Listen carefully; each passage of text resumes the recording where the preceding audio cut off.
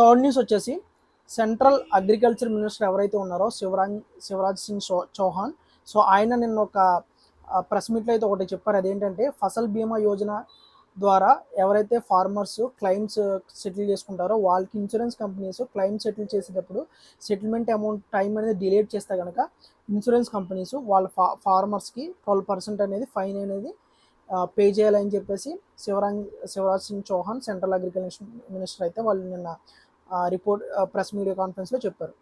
Fourth news వచ్చేసి బంగ్లాదేశ్లో students అనేది ప్రొటెస్ట్ చేస్తున్నారు కదా, వాళ్ళ ఉద్యోగ కోటా పెంచాలని చెప్పేసి.